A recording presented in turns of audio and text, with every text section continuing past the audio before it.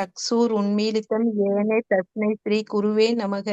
श्रीचैतन्यमनोभीष्टं स्थापितं येन पुयले स्वयं रूप कदामाख्यं तदादिस्वपदान्तिकं वन्देऽहं श्रीगुरो श्रीयुतपदकमलं श्रीगुरून् वैष्णवांस श्रीरूपं साग्रजातं सगगण रघुनाथान्वितं तं सजीवं सात्वैतं सावधूतं परिजनसहितं कृष्णचैतन्यदेवं श्रीराधा कृष्णपादान् सगगण ललिता श्रीविशाखान्विदांस हे कृष्णा करुणा सिन्धो दीनबन्धो जगत्पदे गोपेश गोपिकान्त राधाकान्त नमोऽस्तुते तप्तकाञ्चन कौराङ्गी राधे वृन्दावनेश्वरी वृषभानुसुते देवी प्रणमामि हरिप्रिये वाञ्छाकल्पतरुभ्यश्च कृपा सिन्धुभ्यश्च पतितानां पावनेभ्यो वैष्णवेभ्यो नमो नमः।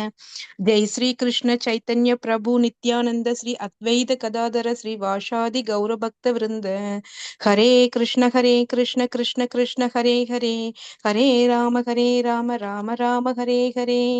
नम ओं विष्णुपादाय कृष्णपृष्ठाय पूतले श्रीमदे भक्तिवेदान्त स्वामिन् इति नामिने नमस्ते सारस्वती देवे गौरवाणी प्रचारिणे निर्विशेष शून्यवादी भाक्षात्य देशधारिणे। श्रील प्रभुपादुक्कु जय। नारायणं नमस्कृत्य नरं चैनव नरोत्तमं देवीं सरस्वतीं व्यासं ततो जयमुदीरयेत्। नष्टप्रायेषु अभद्रेषु नित्यं भागवत सेवया भगवति उत्तमश्लोके भक्तिर्भवति नैष्टकी। मुखं करोति वाचालं पोङ्गुं लङ्कायते क्रीमत कृपादमगं वन्दे श्रीगुरुं दीनतारिणं परमानन्दं माधवं श्रीचैतन्य ईश्वरम्। ॐ नमो भगवते वासुदेवाय। ओम नमो भगवते वासुदेवाय। ओम नमो भगवते वासुदेवाय। பாகவத பிரார்த்தனை. சர்வ சாஸ்திராப்தி பீயூஷா சர்வ வேதைக சத்பலா சர்வ சித்தாந்த ரத்னாய சர்வ லோகைக திரிக்ருதா சர்வ பாகவத பிராண ஸ்ரீமத் பாகவத பிரபோ கலிதுவந்தோதாதித்ய ஸ்ரீ கிருஷ்ண பரிவர்த்தித பரமானந்த பாட்டாய பிரேம வர்ஷாக்ஷராய தே சர்வதா சர்வ சேவ்யாய ஸ்ரீ கிருஷ்ணாய நமோஸ்துமே. மத்யேக பந்தோ மத்சங்கின் மத்குரோ மன்மகாதன மத் நிஸ்தாரக மத் பாக்கிய மதானந்த நமோஸ்துதே. அசாது சாது தததாயின் நதினோச்ச தாக்கர கானா முஞ்ச காசின் மாம் பிரேம்னா ஹிருத் கண்டயோஸ்புரா. மொழிபெயர்ப்பு. ஓ எல்லா வேத இலக்கியங்களிலிருந்தும் கடைந்தெடுக்கப்பட்ட அமிர்தமே, வேதங்களின் மிக முக்கியமான ஆன்மீக பழமை மற்றும் எல்லா தத்துவங்களின் முடிவுகளான ஆபரணங்களை கொண்டவரே, உலக மக்களுக்கு ஆன்மீக பார்வையை கொடுப்பவர் மற்றும் வைஷ்ணவர்களின் உயிர் மூச்சாக விளங்குபவரே, பகவானே, நீர் கலியுகத்தின் இருளை போக்குவதற்காக உதித்த சூரியன். உண்மையில் நீர் எங்களிடம் திரும்பி வந்த கிருஷ்ணர். ஓ ஸ்ரீமத் பாகவதமே, உங்களுக்கு என் பணிவான வணக்கங்கள். உங்களை படிப்பவர்கள் உன்னத ஆனந்தத்தை அடைவார்கள், ஏனெனில் உங்கள் எழுத்துக்கள் அவர்களுக்கு தூய பக்தி தொண்டை பொழிகின்றது. நீங்கள் பகவான் கிருஷ்ணரின் அவதாரமாக இருப்பதால் எப்போதும் அனைவரும் உங்களுக்கு தொண்டு புரிய வேண்டும். ஓ ஸ்ரீமத் பாகவதமே, ஓ என்னுடைய ஒரே நண்பரே, உடன் இருப்பவரே, என்னுடைய ஆசிரியரே, என்னுடைய மிகப்பெரிய சொத்துமாகவும் என்னை விடுவிப்பவராகவும் இருப்பவரே, என்னுடைய மிக நல்ல பாக்கியம் மற்றும் ஆனந்தமாக இருப்பவரே, என்னுடைய மரியாதை கலந்த வணக்கங்களையும் ஏற்றுக்கொள்ளுங்கள். ஓ ஸ்ரீமத் பாகவதமே, புனிதமற்றவர்க்கும் புனிதத்தை வழங்குபவரே, மிகவும் வீழ்ச்சி அடைந்தவர்களை உயர்த்துபவரே, என்னை எப்போதும் கைவிட வேண்டாம். கிருஷ்ணருக்கான தூய பக்தி தொண்டருடன் எப்போதும் என் இதயத்திலும் தொண்டையிலும் தோன்றுவீராக. ஹரிஓம் தத்சத். ஹரே கிருஷ்ணா. ஹரே கிருஷ்ணாங்க மாதாஜி. தேங்க்யூ மாதாஜி. கிருஷ்ணா, தேங்க்யூ மாதாஜி. नमो ओं विष्णुपदाय कृष्णप्रेष्ठाय भूतले श्रीमते जयपताक स्वामिनिधे नाम्ने नमो आचार्य पादाय निधाय कृपपदायिने गौरगददामताय नगर ग्रामधारिणे नमो ओं विष्णुपदाय कृष्णप्रेष्ठाय भूतले श्रीमते भक्ति वेदांत स्वामिनिधे नामिने नमस्ते सारस्वते देवे गौरवाणी प्रचारिणे नमस्ते सारस्वते देवे गौरवाणी प्रचारिणे विशेष शून्यवादी बाचाति देशधारिणे हरे कृष्णा कृष्णा कृष्णा हरे हरे हरे राम राम राम हरे हरे हरे கிருஷ்ணா. எல்லா பக்தர்களுக்கும் எனக்கு பணிவான வணக்கங்கள். இன்னைக்கு நாம பாகவதம் 4வது காண்டம் 24வது அத்தியாயம் ஸ்லோகம் 40 படிக்க போறோம். His Divine Grace Bhakti Vedanta Swami Srila Prabhupada ki Jai. 40வது ஸ்லோகம். அர்த்தவிங்காய நபசே நமோ அந்தர்பகிராத்மனே நம புண்ணியாய லோகாய அமுக்ஷ்மை பூரி வர்த்தசே படிக்கிறேன். சிவபெருமான் வர்த்தசே. படிங்க மாதா. மொழிபெயர்ப்பு. எனது அன்பிற்குரிய இறைவனே, உமது உன்னதமான ஒலி அதிர்வுகளின் விரிவின் மூலம் எல்லாவற்றிலும் இருக்கும் உண்மையாக பொருள் என்னவென்று விளக்குகின்றீர். நீரே உள்ளும் புறமும் வியாபித்திருக்கும் வானமாக விளங்குகின்றீர். பௌதீக உலகினுள் அதற்கு மேலும் செயல்படும் புண்ணிய செயல்களின் இறுதி லட்சியமாக நீரே இருக்கின்றீர். ஆகையினால் எனது மரியாதைக்குரிய வணக்கங்களை உமக்கு நான் சமர்ப்பிக்கின்றேன். பொருளுரை. வேதங்கள் சப்த பிரம்மம் என்று அழைக்கப்படுகின்றன. நமது புலன்களுக்கு எட்டாத விஷயங்கள் ஏராளமாக இருக்கின்றன. எனினும் சப்ர பிரம்மம் என்னும் வேதங்கள் மிகச்சரியாக பிரம்மாணம் ஆகும். வேதங்கள் சப்த பிரம்மம் என்று அழைக்கப்படுவதின் காரணம் என்னவென்றால், வேதங்களில் இருந்து நமக்கு கிடைக்கும் பிரம்மாணம் மெய்யறிவுடையதாக இருக்கின்றது. சப்த பிரம்மம் அல்லது வேதங்கள் முழுமுதற் கடவுளை பிரதிநிதித்துவப்படுத்துகின்றன. சப்த பிரம்மத்தின் அடிநாதமாக உண்மையில் விளங்குவது ஹரே கிருஷ்ணா மந்திரத்தை ஓதுவதாகவே இருக்கின்றது. இவ்வுன்னத மந்திரத்தை ஓதுவதினால் பௌதீகம் ஆன்மீகம் என்னும் எல்லாவற்றின் பொருளும் உணர்ந்து கொள்ளப்படுகின்றது.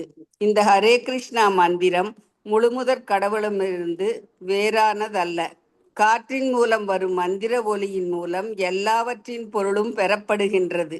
இவ்வதிர்வுகள் பௌதீகமானதாகவோ அல்லது ஆன்மீகமானதாகவோ இருக்கலாம். ஆனால் இவ்வொலி அதிர்வுகள் இன்றி எதனையும் நாம் புரிந்து கொள்ள முடியாது. வேதங்கள் அந்த பகிஸ்யச தத் சர்வம் வியாயா நாராயண ஸ்தித சர்வ வியாபியாக இருப்பவர் நாராயணர் ஒருவரே. அவர் அகத்திலும் புறத்திலும் இருக்கின்றார் என்று கூறுகின்றனர். இதனை பகவத்கீதையும் 13.34 உறுதி செய்கின்றது. மத்தஞ்சி படிங்க. यदा प्रकाशयति येक कृत्स्नं लोकमिमं रविः क्षेत्रं क्षेत्री तथा कृत्स्नं பிரகாசயதி பாரத. பரத குல தோன்றலே, செங்கதிரோன் ஒருவனே இவ்வுலகின் கணத்திற்கும் ஒளியேற்றுகிறான். இவ்வுலகம் அனைத்திற்கும் ஒளியேற்றுகிறார். இவ்வுலகம் அனைத்திற்கும் ஒளியேற்றுகிறான். அதுபோல ஜீவர்களும் பரமாத்மாவும் உடல் முழுவதையும் உணர்வினாலேயே ஒளிபெறச் செய்கின்றன. ஜீவாத்மா மற்றும் பரமாத்மாவின் உணர்வுகள் எல்லாவற்றிலும் வியாபித்திருக்கின்றன. ஜீவாத்மாவின் வரம்பிற்கு உட்பட்ட உணர்வு அதனது பௌதீக உடல் முழுவதும் மட்டுமே வியாபித்திருக்க, பகவானின் பரம உணர்வானது பிரபஞ்சம் முழுவதுமே வியாபித்திருக்கின்றது. உடலினுள் ஆத்மா இருப்பதில் அதன் உணர்வு உடல் முழுவதும் பரவி இருப்பது போல, இப்பிரபஞ்சத்தினுள்ளேயே பரமாத்மா அல்லது கிருஷ்ணர் இருப்பதினாலேயே எல்லாம் ஒழுங்காக நடைபெறுகின்றன. மயாத்யக்ஷேன பிரகிருதி சீயதே சச்சராச்சரம். குந்தியின் மகனே, ஜட இயற்கையானது எனது கட்டளையின் கீழ் இயங்குகின்றது. அதுவே அசைகின்ற மற்றும் அசையாதனவற்றையெல்லாம் உருவாக்குகின்றது. பகவத்கீதை 9.10. அதனால் தான் சிவபெருமான் முழுமுதற் கடவுளை நம் எல்லோர் மீதும் அன்புடையவராக இருக்கும்படி வேண்டுகிறார்.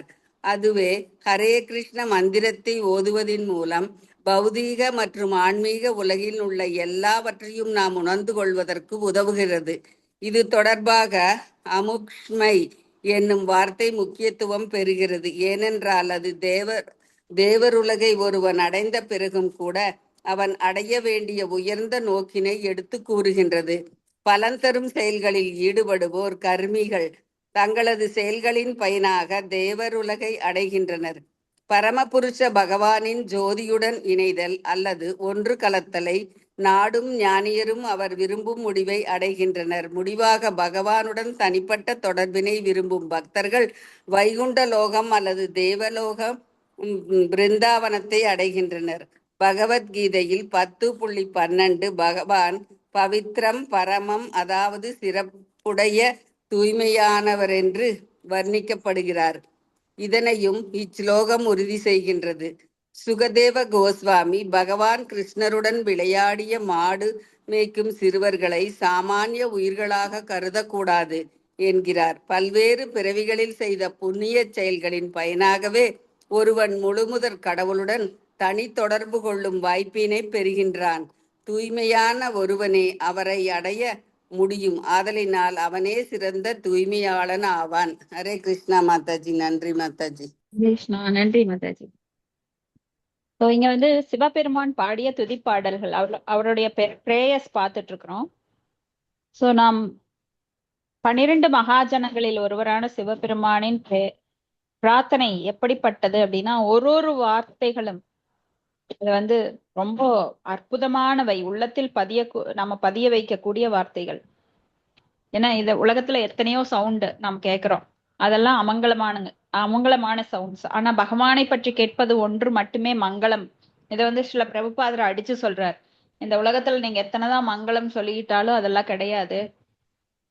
சுமங்கலி பாக்குறது நல்லது, மஞ்சள் தடவிக்கிறது நல்லது, விளக்கு பத்த வைக்கிறது நல்லது, கோலம் போடுறது, மாவிளக்கு ஏத்துவது, இந்த மாதிரி நிறைய மக்கள் வந்து சடங்குகள்ல ஈடுபட்டிருக்காங்க. அதெல்லாம் நல்லது, மங்களம்னு சொல்லுவாங்க. ஆனா அதை எல்லாவற்றிலும் விட மங்களத்தில் உண்மையான மங்களம் அப்படிங்கிறது அதெல்லாம் ஜட செயல்கள், கர்ம காண்டங்கள்.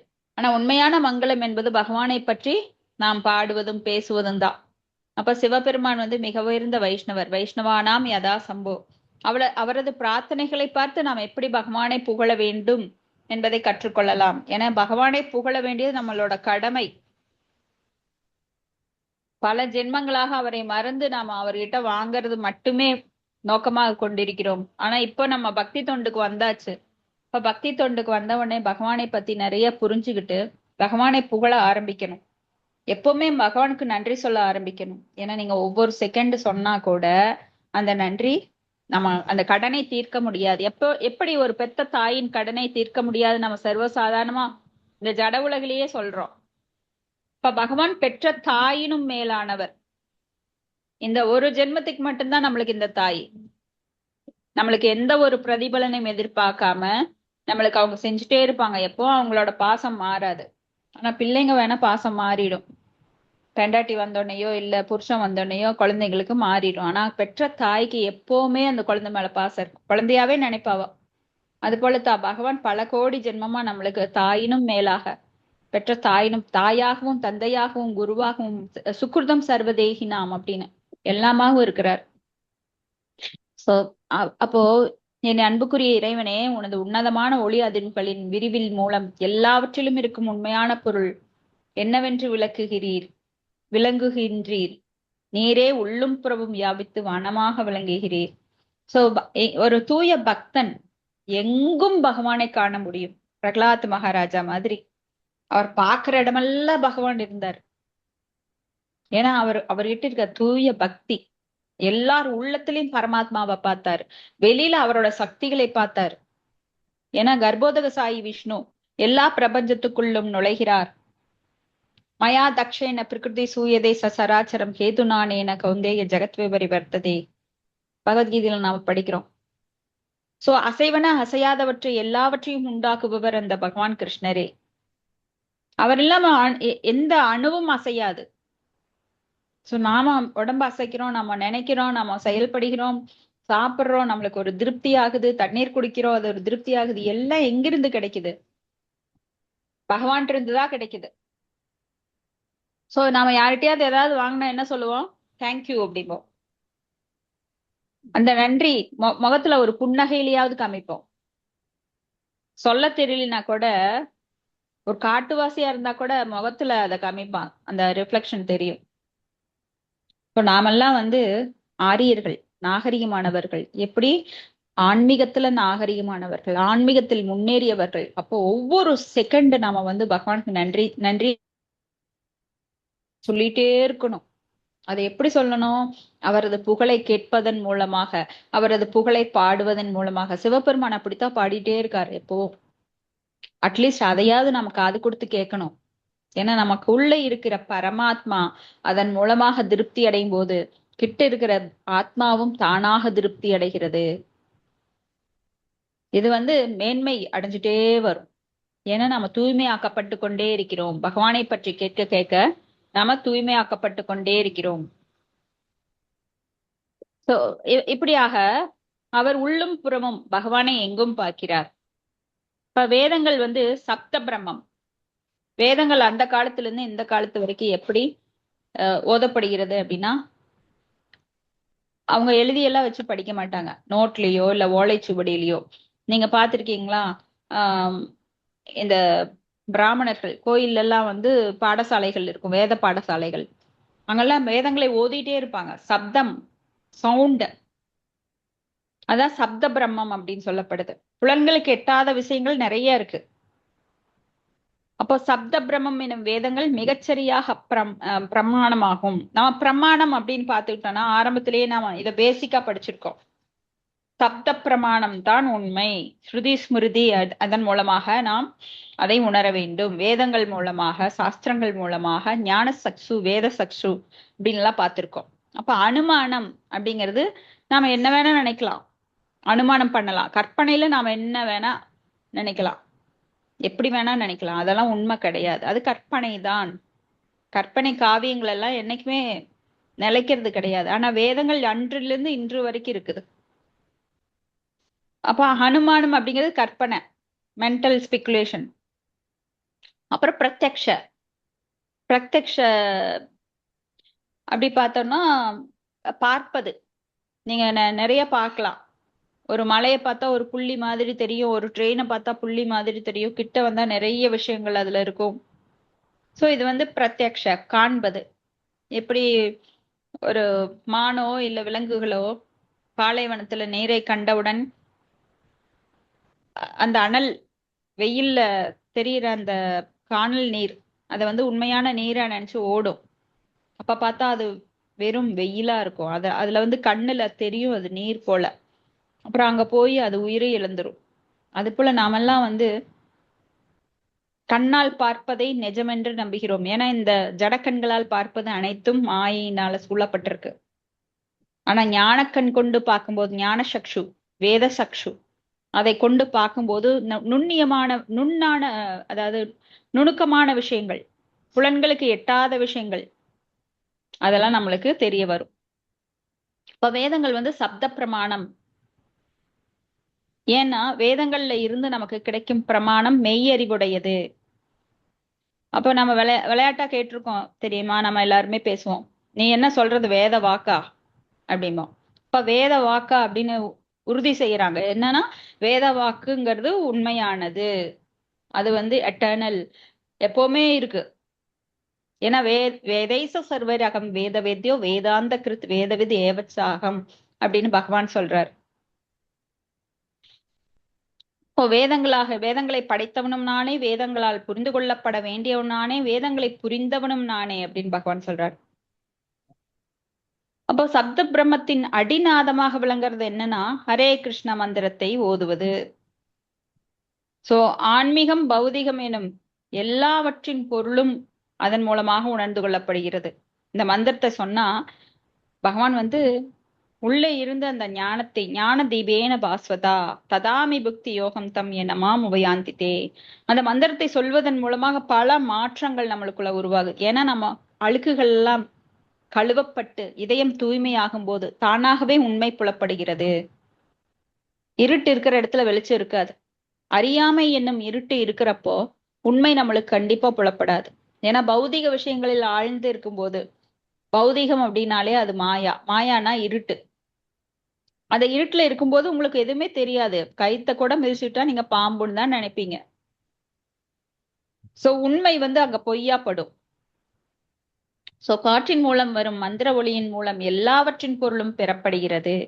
அப்ப காற்றின் மூலமாக இந்த மந்திர ஒளி அதிர்வுகள் எங்கும் பரவுகிறது. அது ஆன்மீகத்துல பாசிட்டிவ் எனர்ஜின்னு சொல்லப்படுது. அந்த அதிர்வுகள், இப்ப பாகவதம் படிக்கிறோம். இந்த பாகவதம் ஆனது நம்ம வீட்டுக்குள்ள மட்டும் இல்ல. பாகவதம் படிப்பது எவ்வளவு புனிதமான செயல். அதனுடைய ஒவ்வொரு சொற்களும், எழுத்துக்களும், வரிகளும் நம்ம வீட்டுல மங்களத்தை உண்டாக்கும். உங்க வீட்டுல மட்டும் இல்ல, இது அப்படியே நம்ம வீதி ஃபுல்லா பரவுமாமா. அவ்வளவு பவர் இருக்கு. நிகம கல்பத்தரோர் கலிதம் பலம் சுகமுகா தமிருத திரவ சம்யுதம் பிபத பாகவதம் ரசம் ஆலயம் முகூர் அகோ ரசிகா பூ பாவுகாக. ஏன்னா இது சுகதேவ கோஸ்வாமியால் கிளி கொற்றிய பழம் போல மீண்டும் பேசப்படுகிறது. இது எத்தனையோ ஆண்டுகளாக பேசப்பட்டது. ஆனா இப்ப மீண்டும் சுகதேவ கோஸ்வாமியால் பேசப்படும் போது அது கிளி கொத்திய பழம் போல மிகவும் இனிமையாக இருக்கிறது. பாகவதம் எங்கெல்லாம் பேசப்படுகிறதோ அங்கெல்லாம் மங்களம் மங்களம் மங்களம். ஒரு தெய்வீக சூழல் உண்டாகிறது. அங்க பக்தர்கள் தங்களுக்குள்ளேயே ஒரு சத்தியயுகத்தை உருவாக்கி கொள்கிறார்கள். சத்தியயுகத்துல என்ன இருக்கும்? தர்மம் மேலோங்கி இருக்கும். சோ அவங்க அந்த இன்பத்தை சததம் கீர்த்த எந்தோமாம் எதந்த சத்துர விரதாக. சோ அவங்க அதை கீர்த்தனம் பண்ணிட்டு எப்பவுமே ரொம்ப சந்தோஷமா இருப்பாங்க. நான் சோச்சதி நான் கங்ஷதி. அவர்களுக்குள்ள எந்த எதிர்பார்ப்பும் கிடையாது, தேவையும் கிடையாது. சோ அத எதிர்பார்ப்பு இருந்தா ஏமாற்றம். எந்த எதிர்பார்ப்பும் கிடையாது. அவங்க பகவானை பற்றி புகழ்வதில் எப்பொழுதுமே ஆனந்தம் அடைந்து ஒருவருக்குள் ஒருவர் பேசிக்கொண்டு அவங்க நேரம் போறது தெரியாம உலக சிந்தனைகளில் இருந்து, இந்த ஜட உலக சிந்தனைகளில் இருந்து ஒதுங்கி அதை பற்றி மறந்து அவங்க சந்தோஷமா இருக்காங்க அந்த நேரத்துல பாகவதம் படிக்கும்போது. இங்க பகவான் சர்வ வியாபியாக நாராயணர் அகத்திலும் புறத்திலும் இருக்கிறார் அப்படின்னு 13.34 பகவத்கீதை கூட இதை உறுதி செய்து. ஏன்னா சர்வ வியாபி, சர்வகதா. அப்போ செங்கதிரோன் ஒருவனே இவ்வுலக அனைத்திற்கும் ஒளியேற்றுகிறான். அதுபோல ஜீவர்களும் பரமாத்மாவும் உடல் முழுவதும் உணர்வினாலேயே ஒளிபெறச் செய்கின்றன. பரமாத்மா இருக்கிறதுனால தான் இந்த உடல் முழுவதும் ஒளிபெறச் செய்கிறார். இப்ப ஜீவாத்மா மற்றும் பரமாத்மாவின் உணர்வுகள் எல்லாவற்றிலும் வியாபித்திருக்கின்றன. சோ பரமாத்மா இந்த ஒவ்வொரு அண்டங்களிலும் அவர் இருக்கிறார். அதனால இந்த உணர்வு தான் இந்த உலகை, இந்த அண்டங்களை எல்லாம் சுழல செய்கிறது. ஜீவாத்மா இருக்கிறதுனால தான் இந்த உடலும், ஜீவாத்மாவும் பரமாத்மா 2 பேர் இருக்கிறதுனால தான் இந்த உடலும் இயங்குகின்றது. ஆனா ஜீவாத்மாக்கு வரம்புக்குட்பட்ட உணர்வு. பௌதிக உடல் மட்டும் முழுவதே அது வியாபித்திருக்கிறது. ஆனா பரம உணர்வானது பிரபஞ்சம் முழுவதும் வியாபித்திருக்கிறது. ரெண்டுக்கும் வித்தியாசம் என்ன? சேத்திரக்ஞ அப்படின்னா ஒரு உடல்ல தான் நம்மளால உணர முடியும். நம்மளுக்கு தலைவலிச்சா ஒரு உடல்ல உணர முடியும். ஆனா சேத்திரக்ஞ அப்படின்னு 2 பேர் இருக்காங்க இல்லையா? ஜீவாத்மா, பரமாத்மா. பரமாத்மா எல்லா உடல்களிலும் இருப்பதால் எல்லாவற்றையும் அறிந்தவர். நம்ம உடல்ல கூட நாம நிறைய விஷயங்கள் தெரிய முடியாது. நேத்து என்ன நடந்தது, நாளைக்கு என்ன நடக்க போறது எல்லாம் தெரியாது. பல பிறவிகளுக்கு முன்னாடி நான் எப்படி இருந்தேன், நேத்து என்ன ட்ரெஸ் போட்டீங்கனாலே மறந்துடுவோம். நம்ம யோசிச்சுதான் சொல்லுவோம். அப்போ இந்த பிரபஞ்சத்தில் பரமாத்மா அல்லது கிருஷ்ணர் இருக்கிறதுனால தான் எல்லாம் நல்லா நடக்குது அப்படிங்கறத நம்ம பார்த்தோம். அசைவன அசையாவற்றில் எல்லாத்திலயும் அவர் இருக்கிறார். மயா தக்ஷேன பிரகிருதி சுயதேச சராச்சரம் ஹேதுநானேன கௌந்தேய ஜெகத் விபரிவர்த்ததேன. சோ சிவபெருமான் முழுமுதற் கடவுளை நம் எல்லோர் மீதும் அன்புடையவராக இருக்கும்படி வேண்டுகிறார். எவ்வளவு கருணை பாருங்க. ஆசுதோஸ் சிவபெருமான். அதே ஹரே கிருஷ்ண மந்திரத்தை ஓதுவதன் மூலம் பௌதிக மற்றும் ஆன்மீக உலகில் உள்ள எல்லாவற்றையும் நாம் உணர்ந்து கொள்வதற்கு உதவுகிறது. சோ யாரெல்லாம் இந்த மந்திரத்தை தொடர்ந்து ஜபிக்கிறார்களோ அவங்களுக்கு கண்டிப்பா பகவானை பற்றி புரிந்து கொள்ளுவதற்கு, பகவான்னா என்ன, அவருக்கு பௌதிக சக்தி, ஆன்மீக சக்தி, பகவானை புரிஞ்சுக்கிறதுனா எல்லாத்தையும் புரிஞ்சுக்கிறது. யாரை புரிந்து கொண்டால் அனைத்தையும் அறிந்து கொள்கிறோமோ அவரை புரிந்து கொள்ளுவது நம்மளுக்கு ரொம்ப முக்கியம். நீங்க தனித்தனியா ஒரு பேனா எப்படி உருவாச்சு, பென்சில் எப்படி உருவாச்சு, கட்டல் எப்படி செய்யறது, கதவு எப்படி செய்யறது, இல்ல ஃப்ரிட்ஜ் எப்படி ஒர்க் ஆகுது, இதெல்லாம் தனித்தனியா நீங்க பிரிச்சு மேய வேண்டிய அவசியமே இல்லை. யாரை தெரிந்து கொண்டால் அனைத்தையும் நீங்கள் அறிந்து கொள்வீர்களோ அவரை தெரிந்து கொள்ளுவது மிக அவசியம். அவரை தெரிந்து கொண்டால் மற்ற எதையும் நீங்க தெரிந்து கொள்ள வேண்டிய அவசியம் இல்லை. ஏன்னா தானாகவே எல்லாம் புலப்படும். அப்படிப்பட்ட பரமாத்மாவை சிவபெருமான் அந்த வார்த்தைகளால வணங்குறார். சோ அமுக்ஷை, அதாவது ஒரு தேவர் உலகை ஒருவன் அடைந்த பிறகும் கூட அவன் அடைய வேண்டிய உயர் இலக்கினை எடுத்து கூறுகிறது. அப்படின்னா ஒரு தேவலோகம் போனா மட்டும் நம்மளோட நோக்கம் பூர்த்தி அடைவது கிடையாது. ஏன்னா இதுதான் கர்ம பூமி, மத்தியில் இருக்கிறதா கர்ம பூமி. மற்றது எல்லாமே நீங்க போனீங்கன்னா தேவலோகம் போனா அதெல்லாம் வந்து கர்ம பூமி கிடையாது. அங்க போய் உங்க பலன்களை அனுபவிக்க மட்டுமே அது கொடுக்கப்பட்டிருக்கு. அங்க போய் நீங்க செயல் செய்ய வேண்டியது இல்லை. சோ எந்த லோகம் போனாலும் கீழே இந்த மத்திய பூமியில மட்டும்தான். அதனாலதான் தேவர்கள் கூட மனிதர்களாக வர விரும்புறாங்க. ஏன்னா இங்க மனித உருவுல தான் பூர்த்தி அடையும் நம்மளோட ஜென்ம விமோச்சனம் இங்கதான் கிடைக்கும். சோ பலன் தரும் செயல்களில் ஈடுபடுவோர் கர்மிகள் தங்களது செயல்களின் பயனாக தேவலோகை அடைகிறார்கள். சோ யாரெல்லாம் புண்ணியம் நிறைய பண்றீங்களோ அவங்கெல்லாம் தேவலோகம் போலாம். இப்ப பரமபுருஷ பகவானின் ஜோதியுடல் இணைதல் அல்லது ஒன்று கலத்தலை நாடும் ஞானியர் அந்த முடிவை எடுக்கிறாங்க. அதன் பலனாக அங்க போறாங்க. ஆனால் பகவானுடன் தொடர்பை விரும்பும் பக்தர்கள் வைகுண்ட லோகம் அல்லது கோலோக விருந்தாவனத்தை அடைகிறார்கள். சோ இங்க வந்து பகவத்கீதையில கூட நம்ம பாக்குறோம், பரம் பிரம்ம பரம் தாம பவித்ரம் பரமம் பவான் புருஷம் சாஸ்வதம் திவ்யம் ஆதி தேவம் அஜம் விபும் ஆஹூஸ்துவம் ருஷ்ய சர்வே தேவர்ஷி நாரதஸ்ததா அச்சிலோ தேவலோ வியாசக ஸ்வயம் சைவ பிரவீசமே அப்படின்னு சொல்லி. சோ பகவான் வந்து பவித்ரம் பரமம். பவித்ரம் அப்படின்னா தூய்மை, தூய்மையானவற்றில் தூய்மையானவர் பகவான் கிருஷ்ணர். பரமம், பர அப்படின்னா உயர்ந்தவர். பகவான் அப்படின்னா அப்படின்னா தன்னுள் கொண்டவர். வான் அப்படின்னா ஐஸ்வர்யங்கள், 6 ஐஸ்வர்யங்களை தன்னுள் கொண்டவர். சோ இத்தகைய சிறப்புகளை உடையவர், தூய்மையானவர் என வர்ணிக்கப்படுகிறார். பரமம், பவித்ரம், தூய்மையானவர். சோ தூய்மையானவற்றுள் தூய்மையானவர், மேலான ஒருவர் அப்படின்னா பகவான் கிருஷ்ணரே. சோ இந்த ஸ்லோகம் அதை உறுதி செய்து. சுகதேவ கோஸ்வாமி பகவான் கிருஷ்ணருடன் விளையாடிய மாடு மேய்க்கும் சிறுவர்களை நம்ம என்ன சாதாரண மாடு மேய்க்கும் சிறுவர்கள்லாம் நினைச்சுக்க கூடாது. அதாவது ஜட உலகில மாடு மேய்க்கிறாங்க பாருங்க, படிப்பறிவு இல்லாம. சோ தமோ குணத்துல இருக்கிற வேலையாட்களை வச்சு அதெல்லாம் பண்ணுவாங்க, அப்படி நினைச்சுக்க கூடாது. அப்போ பகவான்கிட்ட இருக்கிறவங்க எல்லாருமே போன ஜென்மத்துல பல புண்ணியங்களை செய்து, பக்தி புண்ணியம் செய்து பகவான்கிட்ட இருக்கிற அந்த வாய்ப்பை பெற்றவர்கள். அவங்கெல்லாம் பல பக்தி தொண்டு செஞ்சு தூய்மை அடைந்து அப்புறம்தான் பகவான்கிட்ட போய் அவர்கள் சகாக்களாக. சோ 5 விதமான பாவங்கள்ல சக்கிய பாவம், நண்பர்கள் எப்படி அர்ஜுனன் இருந்தாரோ அது போல அவங்கெல்லாம் இருக்கிறாங்க. சோ அடுத்த ஸ்லோகம் 41. பிரவருத்தாய நிவருத்தாய பித்ரு தேவாய கர்மணி நமோ தத் தர்ம விபாகாய மிருதவே துகஹ தாயச. அது ஜெரியன் படிக்கட்டுங்களா? படிங்க மாதாஜி. மொழிபெயர்ப்பு. எனது அன்பான இறைவனே, நீரே புண்ணிய செயல்களின் பலனை காண்பவராக இருக்கின்றீர். நாட்டமும் நீரே, நாடாமையும் நீரே, அவர்கள் செய்யும் வினையின் பலனும் நீரே.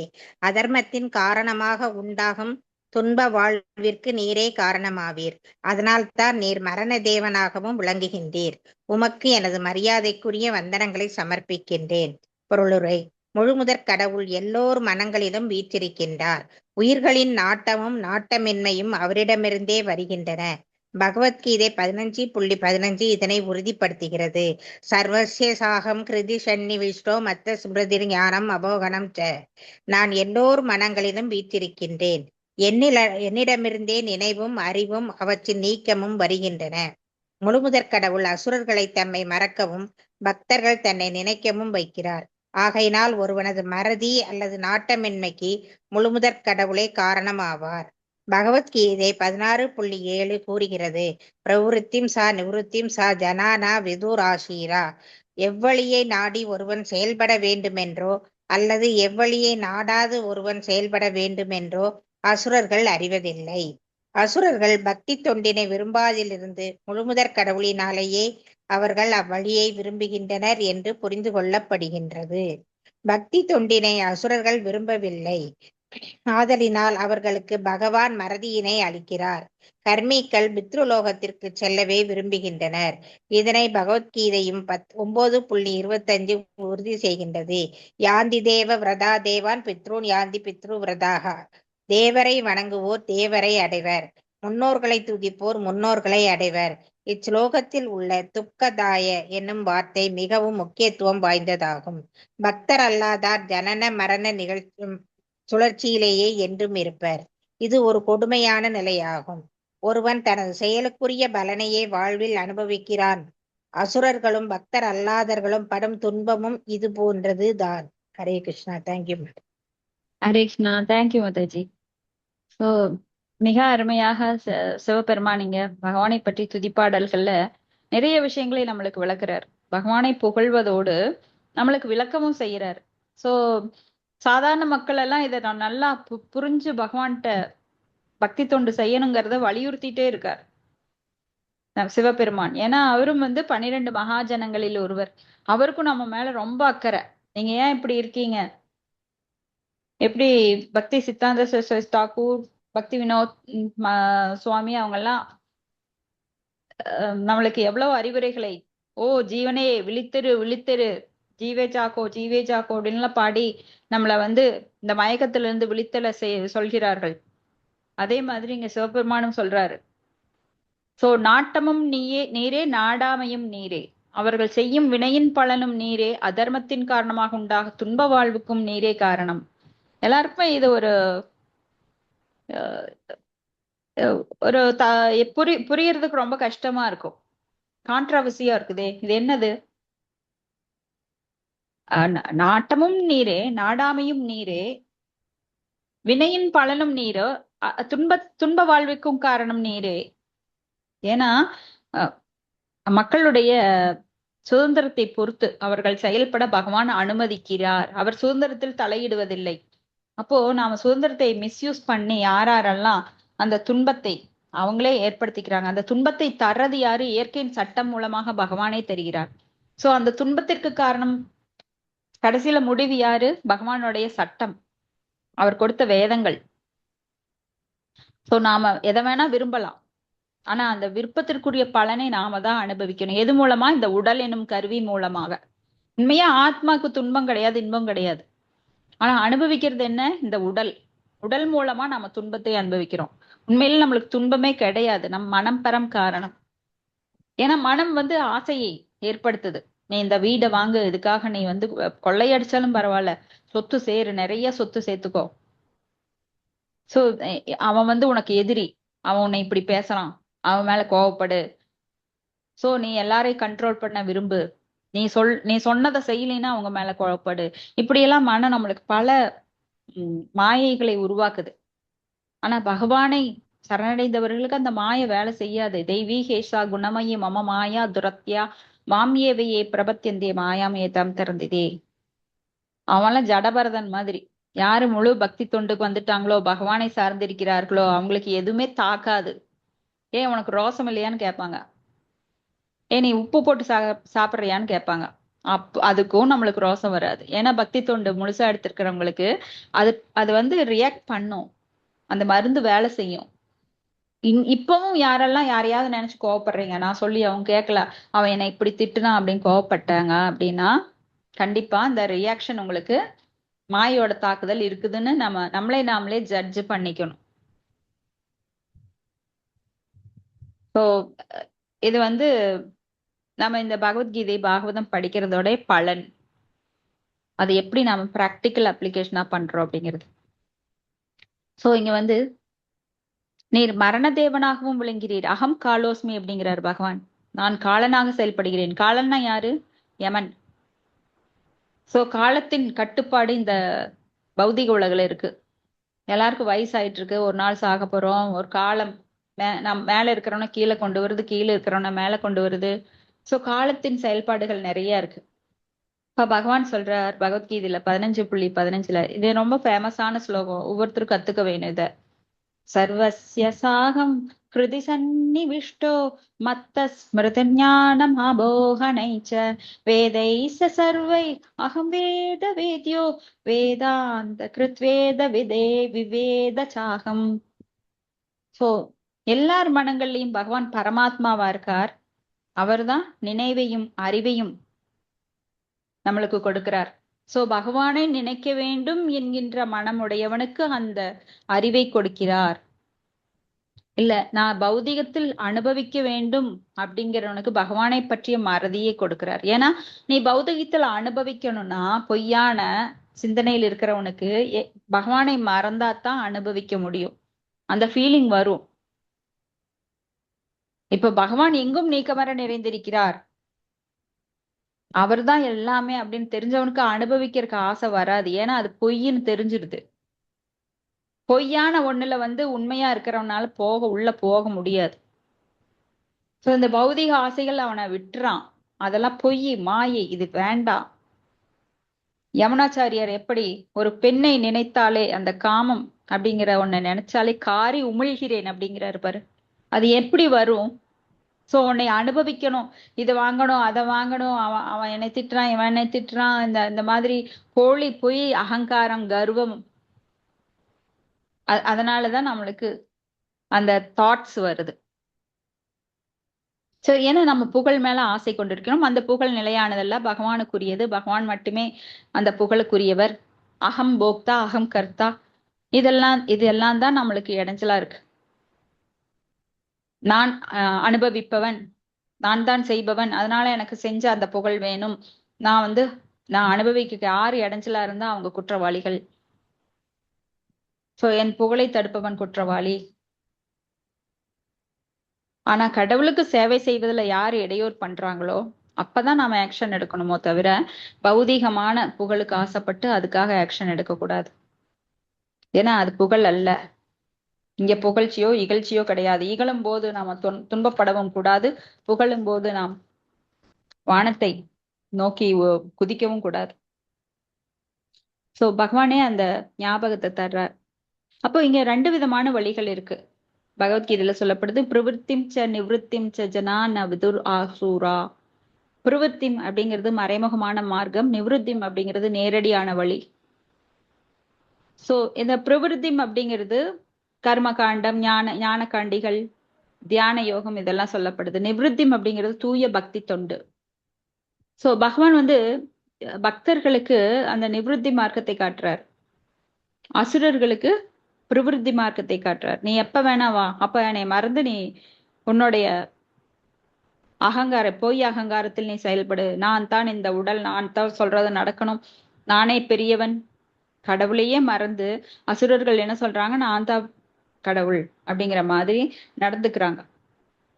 சோ யாரை வழிபடுகிறார்களோ, கர்மிகள் என்ன நினைக்கிறாங்க, நான் இந்த லோகத்துக்கு போகணும், அந்த லோகத்துக்கு போகணும், சிவலோகத்துக்கு போகணும்னு நினைக்கிறவங்க எல்லாம் யாந்தி தேவ விரதா தேவான் பித்ருன் யாந்தி பித்ருவர்தாக பூதானி யாந்தி பூதேஜியா யாந்தி மத்தியாஜினோ அபிமாம் அப்படின்னு சொல்லி தேவர்களை வணங்குபவர்கள் தேவலோகத்திற்கும், பித்ருக்களை வணங்குபவர்கள் பித்ருலோகத்திற்கும், முன்னோர்களை வணங்குபவர்கள் முன்னோர் லோகத்திற்கும் சென்றடைகிறார்கள். ஆனால் யார் ஒருவர் தூய பக்தர் பகவான் கிருஷ்ணரை வணங்குகிறாரோ அவர் அந்த திரிபங்க நிலையில் உள்ள சியாமசுந்தர கிருஷ்ணரை வணங்குபவர்கள் கண்டிப்பா கோலோக விருந்தாவனத்தை அடைவார்கள். அதுலதான் அவ்யபிச்சாரேன பக்தி யோகேன சேவதே. அவ்யபிச்சாரேன என்ன, வியபச்சாரி அப்படின்னா என்ன, பலரையும் நாடுபவள். சோ இந்த பலரையும் நாடுபவர்கள் பல கடவுளை நினைச்சுக்கிட்டு, தேவர்களை நினைச்சிட்டு கடவுள்னு சொல்லிட்டு அவங்க பின்னாடி வழிபடுறவங்க எல்லாமே அவ்யபிச்சாரணை பக்தி பண்றாங்க, சாரி விபச்சாரி பக்தி பண்றாங்க. ஆனா ஒரே ஒரு கடவுள், ஏகம் சாஸ்திரம் ஏகோ தேவே தேவகி புத்திரே, யார் அவர், கிருஷ்ணர். சோ அது அவ்யபிச்சாரேன பக்தி. ஆனா பலரையும் நாடுபவர்கள் என்ன சொல்லப்படுறாங்க, விபச்சாரி. சோ பல தேவர்களை வணங்குபவர்கள் அந்த நிலையில இருக்கிறாங்க. சோ இங்க துக்கதாய அப்படின்னா பக்தர் அல்லாதவர், ஜனன மரண துக்கம்னா என்ன, கஷ்டம், ரொம்ப துக்கம். சோ அந்த பக்தர்கள் அல்லாதவர்கள் ஜனன மரண சுழலிலேயே இருப்பர். இது கொடுமையான நிலை. ஏன்னா அவங்களுக்கு 3 விதமான துன்பங்கள்: அத்தியாத்மிகா, ஆதி பௌதிகா, ஆதி தெய்வீகா. அப்புறம் ஜென்ம மிருத்தி ஜரா வியாதி. இது எல்லாமே அவங்களுக்கு திரும்ப திரும்ப கிடைச்சிட்டே இருக்கும். இது ரொம்ப கொடுமையான நிலை. இப்போ ஒருவன் தனது செயலுக்குரிய பலனையே வாழ்வில் அனுபவிக்கிறான். அசுரர்களும் பக்தர் இல்லாதவர்களும் படும் துன்பமும் இது போன்றதுதான். சோ இது நாம ரொம்ப விளக்க வேண்டியதில்லை. ஏன்னா திரும்ப திரும்ப இதைதான் படிச்சுட்டு இருக்கோம். ஸ்ரீல பிரபுபாதர் திரும்ப திரும்ப சொல்றார். நாம திரும்ப திரும்ப வாழ்க்கையில இது முடிஞ்சு போனோம்னா பல தவறுகளை செய்யறோம். ஆனா குறைஞ்சிட்டே வரணும். ஏன்னா முக்குணக்கத்துல இருக்கிற நாம பல ஜென்மங்களா அப்படி வந்துட்டே இருக்கிறதுனால உடனே நம்ம ஆல் ஆஃப் அ சடன் மாற முடியாது. அப்போ கொஞ்சம் கொஞ்சமா நம்ம வாழ்வுல தூய்மை அடைந்து கொண்டே தூய பக்தி தொண்டுல தூய பக்தராக மாறுவதற்கான வழியை நம்ம தினம் தினம் பார்த்துட்டே இருக்கிறோம். அதுல முன்னேறிட்டே இருக்கிறோம். அடுத்த ஸ்லோகம் பாதம் 42. நமஸ்த ஆசீசாம் ஈசமனவே காரணாத்மனே நமோ தர்மாய பிரகிருதே கிருஷ்ணாய குண்ட மேதசே புருஷாய புராணாய சாங்கக்ய யோகேஸ்வராய ச. ஹரே கிருஷ்ண மாதாஜி படிக்கிற படிங்க மாதாஜி. ஹரே கிருஷ்ண. மொழிபெயர். எனது அன்பான இறைவனே, வரங்கள் எல்லாம் அருள்பவர்களின் நீர் ஒருவரே மிக உயர்த்தவர், ஆனந்திப்பவர். எல்லோரிடம் நீரே மிகச்சிறந்த பரமானந்தரும் பழமையானவரும் ஆகும். அறிவு, மனம், உண்மை போன்ற உலகிலுள்ள எல்லா சூட்சும பொருள்களின் நாயகராக நீரே விளங்குகின்றேன். பகவான் கிருஷ்ணரே, நீரே காரணங்கள் எல்லாவற்றிற்கும் மூல காரணம். நீரே சமய அறநெறிகள் அனைத்திலும் மிகச் சிறந்தவர், மிக உயர்ந்த மனம் உடையவர். உமது ஞானம் எந்நிலையிலும் ஒருபோதும் தடுத்து நிறுத்தப்படாதது ஆகும். ஆகையினால் நான் மீண்டும் மீண்டும் எனது பந்தனங்களை உமக்கு அர்ப்பணிக்கிறேன். பொருளுரை. இச்சுலோகத்தில் உள்ள கிருஷ்ணாய அகுண்ட மேதசை என்னும் வார்த்தைகள் சிறப்பு வாய்ந்தவையாகும். நவீன விஞ்ஞானிகள் தங்கள் மூளையை நிச்சயமின்மை விதிகளை கண்டுபிடிப்பதிலேயே செலவிடுகின்றனர். ஆனால் காலம் மற்றும் தூரம் வரைமுறைகளினால் சோதிக்கப்படாத மூளை செயல்கள் உண்மையில் உயிர்களிடம் இருக்க முடியாது. பரமாத்மாவின் அணுக்களில் ஒன்று அணு என்னும் உயிர்வாளியாக இருக்கின்றது. ஆகையினால் அவன் மூளையும் அணுவை சார்ந்ததாகவே இருக்கின்றது. அதனால் அளவிறந்த அறிவை ஏற்றுக்கொள்ள முடியாது. அதனால் முழுமுதற் கடவுளான பகவான் கிருஷ்ணரின் மூளையும் ஒரு வரம்பிற்குட்பட்டது என எண்ணிட வேண்டாம். கிருஷ்ணர் சொல்வதும் செய்வதும் கால தூர வரைமுறைக்கு உட்பட்டவை அல்ல. பகவத்கீதையில் 7.26 பகவான் கூறுகிறார், வேதாகம் சமதீதானி வர்த்தமானானி அர்ஜுனா பவிஷ்யானி பூதானி மாம் தூ வேத நா கஷன. அர்ஜுனனே, முழுமுதற் கடவுளான நான் முன்பு நடந்தவற்றையும் இப்பொழுது நடைபெறுகின்றவற்றையும் இனி நடைபெறப் போவதையும் நன்கு அறிந்தவன் ஆவேன். எல்லா உயிர்களையும் நான் அறிவேன். ஆனால் என்னை அறிந்தவர் எவரும் இல்லை. கிருஷ்ணர் எல்லாம் அறிந்தவர். அவரை அறிவதற்கு அவர் கருணை வேண்டும். அதனால் கிருஷ்ணருக்கும் அவர் பிரதிநிதிக்கும் நிச்சயமற்ற விதிகள் என்று ஏதும் இல்லை. கிருஷ்ணர் சொல்வது எல்லா நிறைவும் நிச்சயமும் உடையவனவாகும். அது கடந்த காலத்திற்கும் நிகழ்காலத்திற்கும் வரும் காலத்திற்கும் உரியனவாகும். கிருஷ்ணர் கூறுவதை பரிபூர்ணமாக உணர்ந்தவருக்கு நிச்சயம் இன்பை என்பது ஏதும் இல்லை. கிருஷ்ண பக்தி இயக்கம் பகவான் கிருஷ்ணர் மொழிந்த பகவத்கீதையை அப்படியே அடிப்படையாக கொண்டது. இதில் ஈடுபடுபவர்களுக்கு நிச்சயம் இன்மை என்று ஏதும் இல்லை. பகவான் கிருஷ்ணர் இங்கு ஆசிஷாம் ஈச என்று அழைக்கப்படுகிறார். தேவர்களும் முனிவர்களும் துறவிகளும் சாதாரண உயிர்களுக்கு வரங்களை வழங்குகின்றனர். ஆனால் அவர்கள் அனைவருக்கும் முழுமுதற் கடவுள் வரங்கள் அருளுகின்றார். கிருஷ்ணரின் வரம் பெறாத ஒருவர் வேறு யாருக்கும் வரமளித்தல் இயலாது. மனவே எனும் வார்த்தை, அதாவது உயர்ந்த மனுவிற்கு என்னும் பொருள், அது மிகவும் முக்கியம் வாய்ந்ததாகும். வேதங்கள் கூறும் உயர்ந்த மனு கிருஷ்ணரின் அவதாரமான ஸ்வயம்புவ மனு ஆவார். எல்லா மனுக்களுமே கிருஷ்ணரின் ஆக்கை பெற்ற அவதாரங்களே. மன்வந்தர அவதாரம். பிரம்மாவின் ஒரு நாள் 14 மனுக்களையும், ஒரு மாதம் 420 மனுக்களையும், ஒரு வருடம் 5040 மனுக்களையும், பிரம்மாவின் வாழ்க்கை முழுவதும் 504 லட்சம் மனுக்களையும் உடையதாகும். எல்லா மனுக்களும் மனித சமுதாயத்தை இயக்குபவர்கள் என்றால், கிருஷ்ணரோ மனித சமுதாயத்தின் மிக உயர்ந்த இயக்குனராக இருக்கின்றார். மற்றொரு முறையில் மனவே என்பது எல்லா வகையான மந்திரங்களின் நிறைவினை குறிப்பதாகும். மந்திரங்கள் பந்தப்பட்ட ஆத்மாக்களை தம் கட்டுக்களிலிருந்து விடுவிக்கின்றன. ஆகையினால் ஹரே கிருஷ்ணா கிருஷ்ண கிருஷ்ண ஹரே ஹரே, ஹரே ராமா எனும் மந்திரத்தை ஓதுவதன் மூலமே ஒருவன் எப்படிப்பட்ட நிலையிலிருந்து விடுதலை பெறுகிறான். ஹரே கிருஷ்ணா மாதாஜி. இதோட முடிச்சுக்கலாம். சரி, ஓகே, தேங்க்யூ மாதாஜி. ஓகே. அப்போ எல்லா வரங்களை அளிப்பதிலும் வல்லவர் யார் அப்படின்னா பகவான் கிருஷ்ணர். ஏன்னா பகவான் கிருஷ்ணர் வரம் கொடுத்தால்தான் மற்றவர்கள் ஆஹ் வரத்தை மற்ற தேவர்கள் அவங்க மனிதர்களுக்கோ அல்லது மிருகங்களுக்கோ அல்லது அசுரர்களுக்கோ தேவர்களுக்கோ கொடுக்க முடியும். மிக உயர்ந்த தேவர்கள் சிறு தேவர்களுக்கு கொடுக்குறாங்க, மனிதர்களுக்கு கொடுக்குறாங்க. சோ ஆனந்திப்பவர் எல்லோரிலும் நீரே மிகச்சிறந்த பரமானந்தரும் பழமையானவரும். பொக்தாராம் யக்கிய தபசாம். ஆனந்திப்பது அப்படின்னா அவர்தான் அனுபவிப்பவர். சோ அனுபவிப்பவர் யாருன்னா பிராக்த புராணக, பழமையானவர். புராண அப்படின்னா பழமையானவர். எவ்வளவு பழமையிலெல்லாம் ஹிஸ்டரியில நம்ம பார்க்கவே முடியாது. அதுக்கெல்லாம் காலக்கெடுவே கிடையாது. பகவான் எப்ப தோன்றினார்னு யாருக்கும் தெரியாது, அவருக்கே தெரியாது. சோ அறிவு, மனம், உண்மை போன்ற உலகில் உள்ள எல்லா சூட்சும பொருட்களிலும் நாயகர் அவர்தான். இப்ப எல்லா காரணங்களுக்கும் மூல காரணம் ஈஸ்வர பரம கிருஷ்ண சச்சித்தானந்த விக்கிரக அநாதிராதிர் கோவிந்த சர்வ காரண காரணம் அவர்தான். சமய அறநெறிகள் அனைத்திலும் மிகச் சிறந்தவர். ஏன்னா அறநெறி வேதங்கள் மூலமாக அவர் மூலமாகவே ஓதப்படுகிறது. வேதைச சர்வை ரகம் வேத வித்யோ வேதாந்த கிருத் வேத வித்யாகம் அப்படின்னு சொல்லி. சோ உமது ஞானம் எந்நிலையிலும் ஒருபோதும் தடுத்து நிறுத்தப்படாததாகும். ஏன்னா பகவானுக்கு 6 ஐஸ்வர்யங்கள். அறிவு, அந்த ஞானமானது யாராலையும் தடுக்கவே முடியாது. என்னைக்குமே அது நம்மெல்லாம் வயசாயிடுச்சுன்னா நம்மளுக்கு மறதி வந்துடும். இப்ப நிறைய பேசுவோம், மந்திரங்கள்லாம் சொல்லுவோம். நிறைய மந்திரங்களை நிறைய பேரு பைகாட் பண்ணி ரைம்ஸ் மாதிரி ஒப்பிப்பாங்க. அர்த்தம் கூட தெரியுதான்னு தெரியாது. ஆனா வயசாக என்னன்னா IAS IPS என்னதான் படிச்சிருந்தாலும் பாம்பு மாதிரி பல டிகிரி போட்டுட்டாலும் வயசாயிடுச்சுன்னா அவனுக்கு மறதி உண்டாயிரும். இந்த பொருளை எங்க வச்சேன், கண்ணாடிய தலை மேல போட்டுட்டே தேடுவான், துண்ட தோல்ல போட்டுட்டு தேடுவான். இப்ப நம்மள கூட சில பேர் இப்படி இருக்கிறோம்.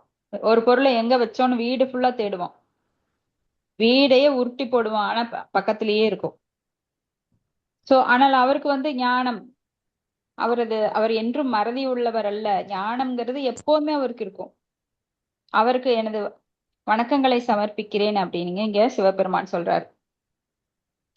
இங்க கிருஷ்ணாய அகுண்ட மேதசே அப்படிங்கிறது ரொம்ப சிறந்த வார்த்தைகள்.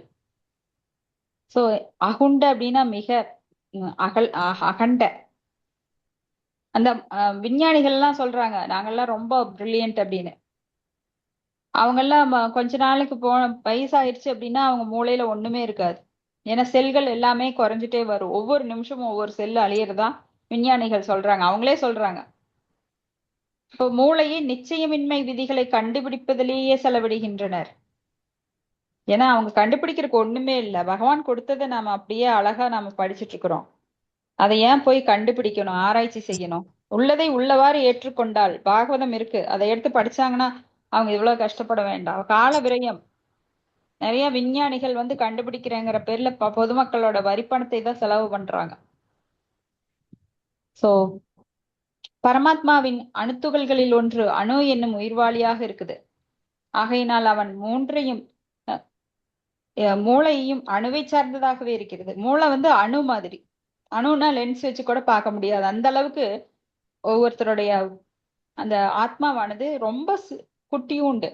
இன்னைக்கு வரைக்கும் ஆத்மாவோட சைஸ் என்னன்னு யாராலையும் கண்டுபிடிக்க முடியல. ஆனா வேதங்கள் சொல்லுது நம்மளுக்கு ஒரு முடியோட 10,000 கூறுகள்ல ஒரு பகுதி தான் ஆத்மான்னு. அதனால் அளவற்ற அறிவை ஏற்றுக்கொள்ள முடியாது. ஏன்னா நாம எல்லாம் அவ்வளவு அறிவே வச்சுக்க கூட முடியாது. ஏன்னா நம்மளோட சைஸ் அவ்வளவுதான். ஆனால் பூர்ணமிதம் பூர்ணாத் பூர்ணமுதச்சதே பூர்ணஸ்ய பூர்ணமாதாய பூர்ணம் ஏவாவசிஷ்யதே அப்படின்னு நம்மளுக்கும் அந்த முழுமை நம்ம அளவுல இருக்கு. அதை கொண்டு பகவானை உணர முடியும். நம்மளுக்கு அந்த வாய்ப்பே தந்திருக்காரு. எப்படி இந்த பகவானிலிருந்து வந்த இந்த ஒவ்வொரு உலகமும் அதனதன் அளவில் அதது தனது நிறைவை ஏற்படுத்தி கொள்ள இயலும். எங்கிருந்து நாம தண்ணி வாங்க வேண்டாம். பூமிக்கு தண்ணி பத்துல அடுத்த இதுல போய் நாம கேட்கறது கிடையாது. கிரகத்துல போய் பூமிக்கு உணவில்லை நீங்க கொடுங்கன்னு இப்ப அமெரிக்காவுக்கு பத்தலைன்னா இந்தியாட்ட இருந்து வாங்கும், இந்தியா ஏற்றுமதி செய்யும், அங்கிருந்து நாம இறக்குமதி பண்ணுவோம். அப்படி கிடையாது. பூமி தன்னுள் நிறைவு பெற்றது. அது தானே எல்லாவற்றையும் உற்பத்தி பண்ணி எல்லா உயிர்வாளிகளுக்கும் அது கொடுக்குது. சோ டிமாண்ட் அப்படிங்கிறது தானா செயற்கையாக உருவாக்குதோ தவிர அது உண்மையிலேயே எங்கேயுமே டிமாண்ட் கிடையாது. பதுக்கல்னாலதான், செயற்கையான பதுக்கல்ல தான் டிமாண்ட்ஸ் வருது, பற்றாக்குறை வருது. ஏன்னா அதனதன் உற்பத்தியில் நாம எல்லாம் முழுமையா தான் இருக்கிறோம். ஆனா இதெல்லாம் ஒரு திருடர்கள்னால ஏற்படுத்தப்படுறதுதான் இந்த டிமாண்ட்ஸ், செயற்கையான பற்றாக்குறை ஏற்படுத்துறது. ஏன்னா பகவான் யாருக்குமே பற்றாக்குறை கொடுக்கல. யானை என்னைக்காவது எனக்கு சாப்பாடு இல்லை அப்படின்னு விரதம் இருந்திருக்கா? சாப்பாடு இல்லாம பட்டினியால் இவ்வளவு விலங்குகள் இறந்தது அப்படின்னு நியூஸ் பேப்பர்ல வந்திருக்கா? ஏன்னா மனிதர்கள் தான் அப்படி அதை ஏற்படுத்துறாங்க செயற்கையா. அதனாலதான் ஆப்பிரிக்கா கண்டத்துல குழந்தைகள்லாம் அவ்வளவு நோயாளிகளாக வறுமையில் பசியாலும் பசி கொடுமையினாலும் பாடுகின்ற மக்களை நாம பார்க்க முடியுது. ஆனா பகவான் அதை ஏற்படுத்தல, நம்மளா அதை ஏற்படுத்திருக்கோம். செயற்கையான தட்டுப்பாடு, கள்ள மார்க்கெட், சோ கள்ளச்சந்தை அதெல்லாம் சொல்லுவாங்க. அப்போ முழுமுதற் கடவுளான பகவான் கிருஷ்ணரின் மூளை ஒரு வரம்புக்குட்பட்டது அப்படின்னு நினைக்க கூடாது. ஏன்னா அச்சிந்திய அனந்த அப்படின்னா எல்லையற்றது, அச்சிந்திய அப்படின்னா கற்பனை கெட்டாதது. பகவானை பற்றி யாராலும் மதிப்பிட முடியாது. பகவானே கூட அவருடைய சக்திகளை அறிய மாட்டார். அப்ப நாம எங்க அறிய முடியும்? ஈவன் பிரம்மா சிவன் போன்றவர்களே முயந்திய சூரையக தேவர்கள் கூட, பெரிய பெரிய தேவர்கள் கூட, பிரம்மா சிவன் போன்றவர்கள் கூட குழம்புகிறார்கள். பகவான் சொல்றார், வேதாகம் சமதீதானி வர்த்தமானி ச அர்ஜுன பவிஷ்யானி ச பூதானி ஆம் து வேத கச்சன. ஏன்னா பகவான் கடந்த காலத்தையும் நிகழ்காலத்தையும் நம்மளோட வருங்காலத்தையும் எல்லாவற்றையும் அறிந்தவர். எல்லா உயிர்களையும் அவர் அறிவார். ஆனால் அவரை அறிந்தவர் எவரும் இல்லர். ஈவன் சிவபெருமான் கூட அவரை அறிய முடியாது. அவரது அந்த ராசி லீலைகளை யாருமே புரிஞ்சுக்க முடியாது. என்னது பகவான் எப்படி பெண்களோட லீலை பண்றாரு அப்படின்னு தான் நினைப்பாங்க சிலரெல்லாம். அப்ப சாதாரண மனிதர்களை பற்றி பக்தர்களே குழம்புவாங்க. ஆனானப்பட்ட சிவபெருமான் போன்றவர்கள் கூட அவர் மன்மத மோகினி அவதாரத்துல மயங்கிட்டார். சோ பிரம்ம விமோகன லீலை இதெல்லாருக்குமே தெரியும்.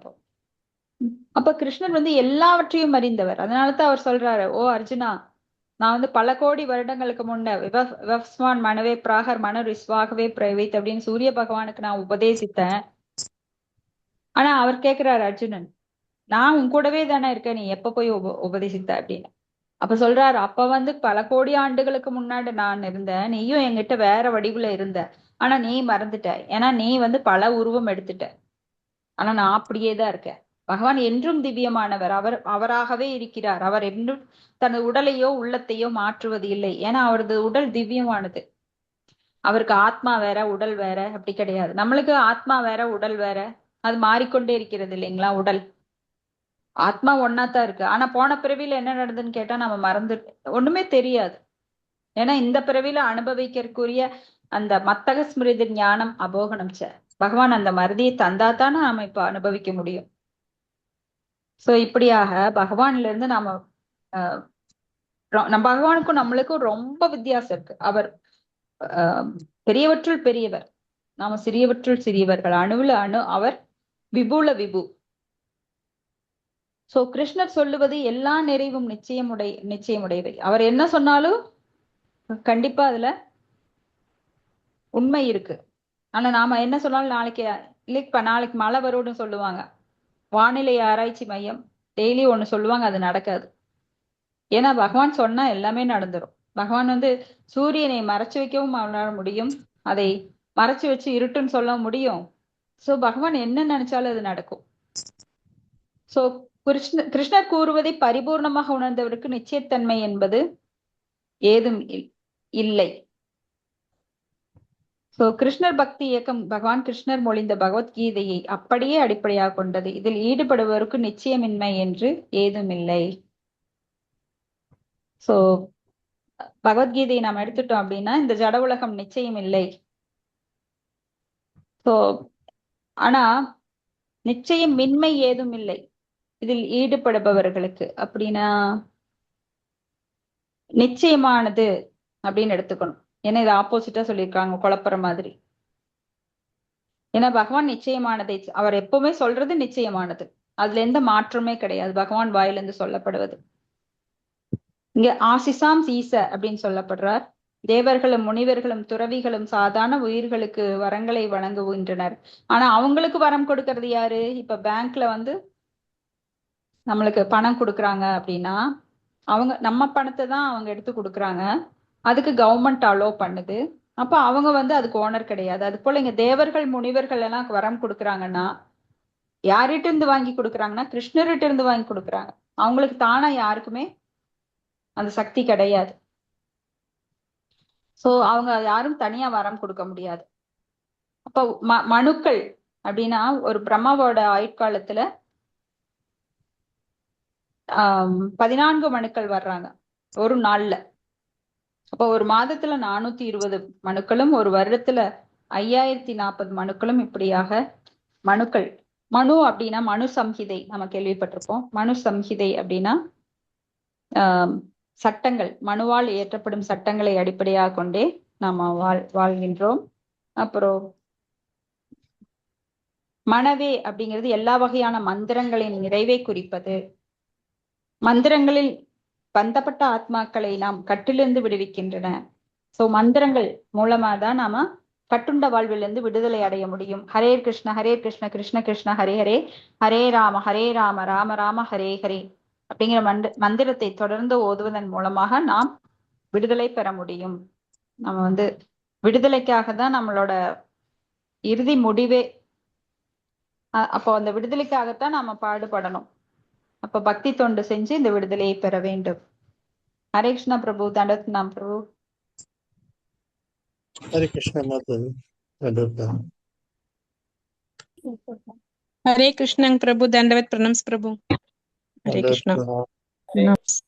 हरे कृष्ण प्रभु। कृष्णा प्रणाम प्रभु। हरे कृष्णा।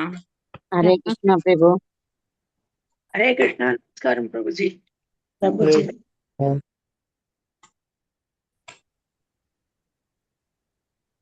स्क्रीन தெரியுதா பிரபு ஒரே நிமிஷம்.